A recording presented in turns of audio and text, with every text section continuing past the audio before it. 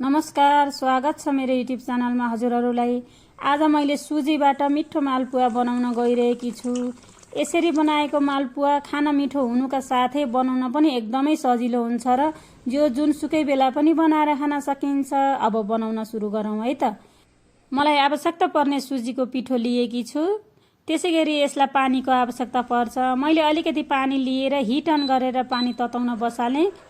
अब यो पानीलाई हामीहरू मनतातो हुने गरी मात्रै तताउनु पर्छ। यो पानी तातिसकेको छ। त्यसैगरी एउटा गहिरो बोल लिएँ। त्यसमा मैले 1 बोल सुजी खनाएँ। त्यसैगरी मैले आधा कचौरा चिनी लिएकी छु। हजुरहरू यसको सट्टा सक्खर पनि राख्न सक्नुहुन्छ। त्यो पनि यसैमा राखेँ। अब यसलाई राम्रोसँग मिक्स गर्नुपर्छ। यो राम्रोसँग मिक्स भइसकेपछि अब यसमा पानी राख्नुपर्छ। पानी राख्दा सुजी राखेकै बोलले मैले 2 बोल पानी राख्दैछु। पानी राखिसकेपछि यसलाई राम्रोसँग मिक्स गर्नुपर्छ। अब यो यतिको मिक्स भइसकेपछि यसलाई मैले 10 मिनेटको लागि छोपेर राखेँ।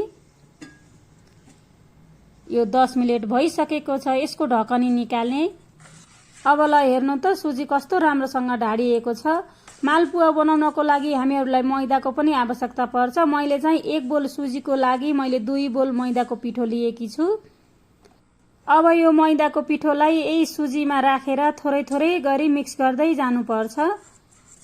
मालपुवा बनाउनको लागि पिठोको मात्रा हाम्रो राम्रोसँग मिल्नुपर्छ, नत्र मालपुवा फुट्न सक्छ, राम्रोसँग नबन्न सक्छ।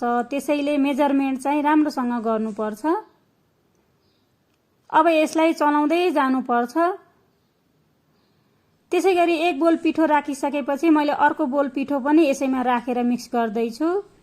जहिले पनि सुजी 1 बोल छ भने पिठो चाहिँ हामी 2 बोल बनाउनु पर्छ, अथवा सुजीको मात्रा भन्दा पिठोको मात्रा चाहिँ डबल बनाउनु पर्छ। मैले अर्को बोल मैदाको पिठो राखेर पनि यसलाई मिक्स गर्दैछु। हाम्रो बेटर चाहिँ अलि बाक्लो बन्न गइरहेको छ। त्यसैले मैले अलिकति दुध थपेर मिक्स गर्दैछु। हजुरहरू पानी पनि थप्न सक्नुहुन्छ।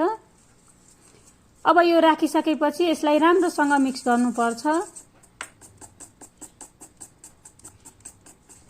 अब हेर्नु त यो राम्रोसँग मिक्स भइसकेको छ। हाम्रो बेटर पनि पर्फेक्ट भएको छ। अब यसमा मैले कोरेको नरिवल राखेँ।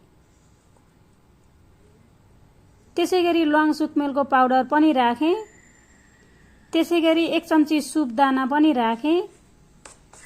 यो राखिसकेपछि पनि यसलाई राम्रोसँग मिक्स गरिदिनुपर्छ। अब ल हेर्नु त यतिको राम्रो बेटर तयार भएको छ। अब यसलाई मैले 10 मिनेटको लागि छोपेर राखेँ। 10 मिनेट भइसकेको छ। यसको ढकनी निकालेँ अनि यसलाई एकैछिन चलाइदिनुपर्छ। अब यो बेटर चाहिँ मालपुवा बनाउनको लागि पर्फेक्ट भएको छ। अब मैले हिट अन गरेर पेन बसालेँ। पेन तातिसकेको छ। यसमा मैले तेल राखेँ। तेल राख्दा धेरै राख्नु पर्दैन, मालपुवा डुम्नी जति तेल राख्दा हुन्छ। अब डाडुको सहायताले हेर्नु त सजिलैसँग यसरी मालपुवा बनाउन सकिन्छ। अब यो राख्दा बित्तिकै चलाउनु हुँदैन। अब केही समयपछि यसलाई बिस्तारै चलाइदिनु पर्छ। यसमाथि हल्का तेल यसरी राखिदिनु पर्छ। यसो गर्दा मालपुवा राम्रोसँग फुल्छ। ल हेर्नु त मैले तेल राख्दा यो बिस्तारै फुल्दै गएको छ। अनि एक साइड हल्का पाकिसकेपछि अर्को भाग चाहिँ फर्काएर पकाउनु पर्छ। ल हेर्नु त कस्तो राम्रोसँग फुलेको छ। अब यो अर्को भाग पनि राम्रोसँग पाकिसकेपछि अर्को भाग फर्काएर पकाउनु पर्छ। मालपुवा राम्रोसँग नपाक्ने बेलासम्म हामी फर्काउँदै पकाउँदै गर्नुपर्छ। मालपुवा बनाउँदा काँचो पनि राख्नुहुन्न भने धेरै डढाउनु पनि हुँदैन। अब यो यतिको भइसकेपछि तेलबाट बाहिर झिक्नुपर्छ। मालपुवा हामीहरूले पूजापाठ गर्दा त जहिले पनि बनाइरहेका हुन्छौँ। खास गरी हामीहरूले चामलको बनाइरहेका हुन्छौँ। तर सुजीबाट पनि यति राम्रो मालपुवा सजिलै बनाउन सकिन्छ। यसरी बनाएको मालपुवा खान पनि मिठो हुन्छ भने बनाउन पनि सजिलो हुन्छ। यसरी घरमा तातो तातो मालपुवा बनाएर सँगै फ्यामिलीसँग बसेर इन्जोय गर्न सकिन्छ। ल हेर्नु त मैले हेर्दा हेर्दै सबै मालपुवा पनि बनाएर सकिसकेको छु। हेर्दै खाउँ छैन त मालपुवा। बनाउन पनि सजिलो, खान पनि मिठो।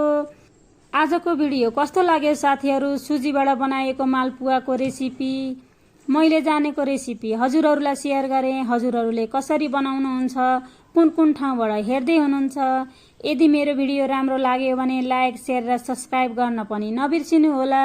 पुरा भिडियो हेरेर अन्तिम समयसम्म साथ दिनुभएकोमा हजुरहरूलाई धेरै धेरै धन्यवाद।